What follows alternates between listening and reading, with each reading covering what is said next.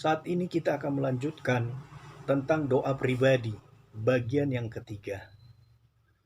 Kita baca dalam Markus 1 ayat 39. Lalu pergilah ia ke seluruh Galilea dan memberitakan Injil dalam rumah-rumah ibadat mereka dan mengusir setan-setan.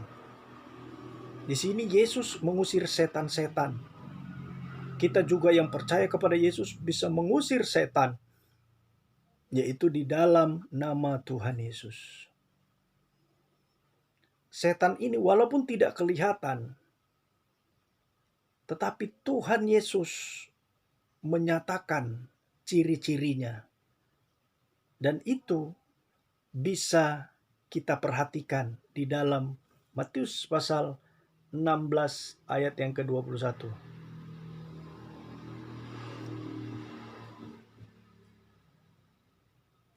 Sampai yang ke-23.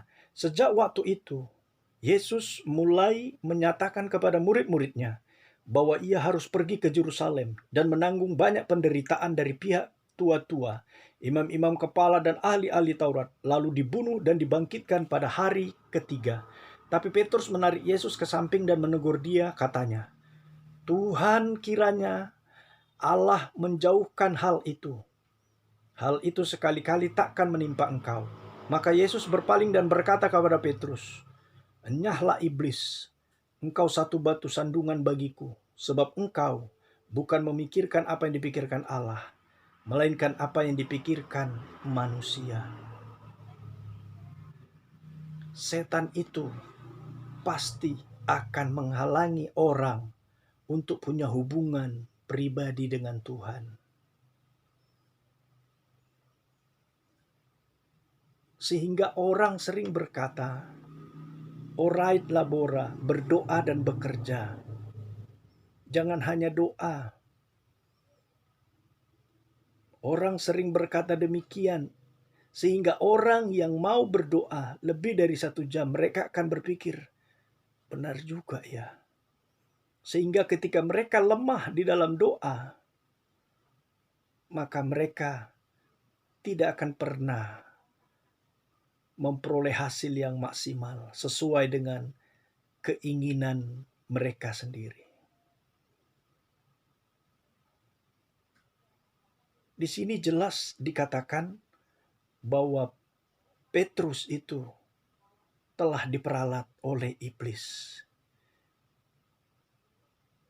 Dan bagi orang yang tidak menyadari bahwa dia diperalat oleh iblis, itu akan menjadi semakin nyata dalam kehidupan mereka. Kita lihat dalam dalam Yohanes 18 ayatnya yang ke-10 sampai 11. Lalu Simon Petrus yang membawa pedang menghunus pedang itu, meletakkannya kepada hamba imam besar dan memutuskan telinga kanannya. Nama hamba itu Malkus. Kata Yesus kepada Petrus, "Sarungkan pedangmu itu. Bukankah aku harus minum cawan yang diberikan Bapa kepadaku?"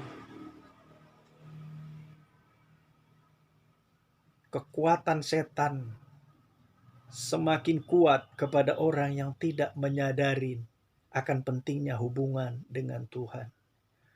Tadinya dia hanya menegur Yesus. Sekarang dia menggunakan kekerasan dengan pedang, dengan dalih untuk melayani Tuhan.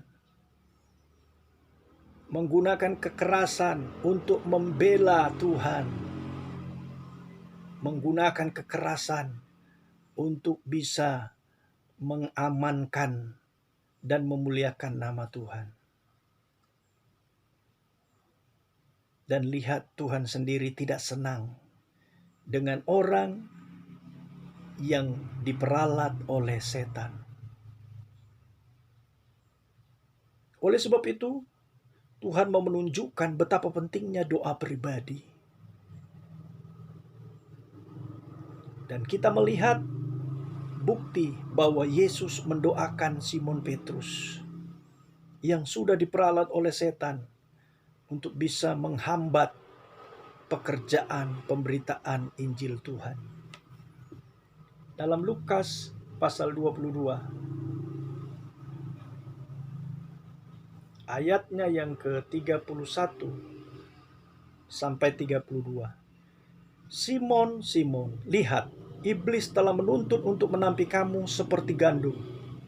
Tapi aku telah berdoa untuk kamu, supaya imanmu jangan gugur. Dan engkau, jikalau engkau sudah insaf, kuatkanlah saudara-saudaramu. Tuhan berkata, doamu itu sangat berpengaruh untuk bisa menolong saudara-saudaramu masuk dalam hubungan pribadi dengan Tuhan. Menolong orang dengan kekerasan itu sama dengan berbuat hal yang tidak pantas. Ingat, besi menajamkan besi. Besi tidak bisa merubah besi lain menjadi sesuatu yang diinginkannya. Kekerasan tidak akan mengubah watak orang, tapi doa dan hikmat Tuhan akan merubah mereka menjadi orang yang punya hubungan dengan Tuhan. Dan ketika mereka punya hubungan dengan Tuhan, mereka sendiri akan melihat keajaiban Tuhan. Kita lihat dalam Kisah 3 ayat 6 sampai 9.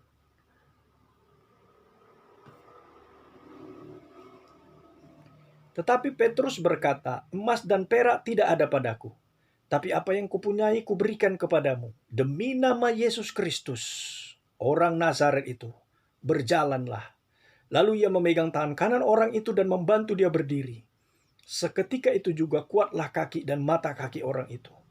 Ia melonjak berdiri lalu berjalan kian kemari dan mengikuti mereka ke dalam bait Allah, berjalan dan melompat-lompat serta memuji Allah.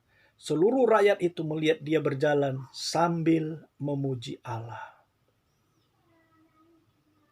Karena doa daripada Tuhan Yesus, Petrus menjadi pribadi yang berkenan kepada Tuhan.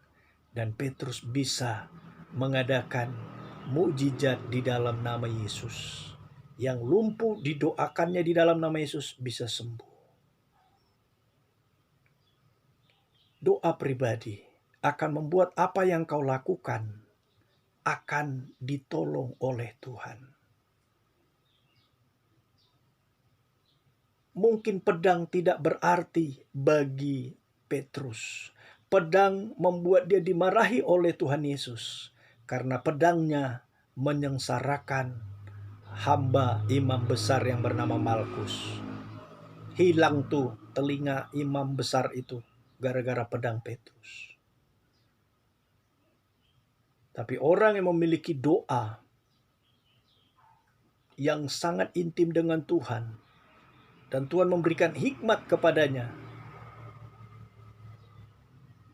walaupun ada pedang di tangannya, pedang itu akan membawa kemuliaan bagi nama Tuhan. Pedang itu akan membuat orang-orang menjadi hidup lebih benar lagi. Itu dilakukan oleh Raja Salomo. Pada waktu itu ada 2 orang sundal yang datang kepada Raja Salomo. Yang satu berkata, ini anakku. Yang satu lagi berkata, ini anakku. Terjadi keributan. Akhirnya Salomo berkata, ambilkan saya pedang. Biar ini dibelah anak ini. Ibu yang satu berkata, iya, supaya jangan ada sama dia dan jangan ada sama saya. Tapi ibu yang merasa bahwa dia punya anak yang hidup, dia berkata, ya Raja, janganlah potong anak ini. Biarlah engkau berikan kepada dia. Dan kemudian Raja Salomo berkata, dialah ibu yang asli. Pedang di tangan orang yang memiliki doa pribadi dan memiliki hubungan yang intim dengan Tuhan menjadi pedang yang penuh hikmat, yang mengarahkan orang untuk berjalan di jalannya Tuhan. Ketegasan yang engkau lakukan dengan hikmat Tuhan akan membuat keadaan menjadi lebih baik. Sebab itu, marilah masuk dalam doa pribadi. Karena doa pribadi mengandung beberapa hal. Yang pertama kali dalam Markus 1 ayat yang ke-35 sampai 39, yang pertama kali doa pribadi akan membuat engkau menghormati Tuhan, membuat engkau fokus kepada tujuan, dan yang terakhir ini membuat engkau mampu menolong orang lain. Tuhan memberkati.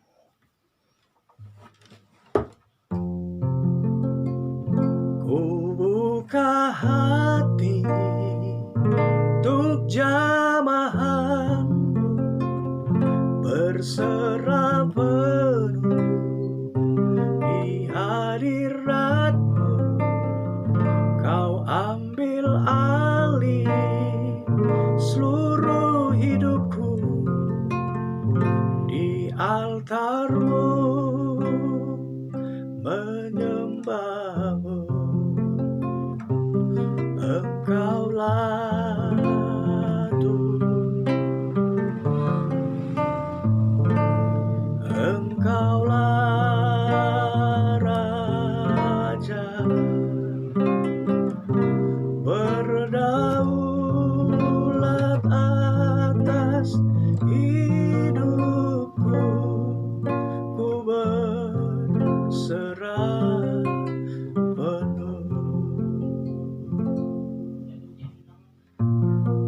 Ajar kami untuk berdoa ya Tuhan. Biarlah nama-Mu dimuliakan di dalam kehidupan kami. Dan kami berkata, Engkaulah Tuhan, Engkaulah Raja, berdaulat atas hidupku. Ku berserah penuh. Engkaulah Tuhan, Engkaulah Raja, berdaulat atas hidupku. Ku berserah penuh. Berserah penuh.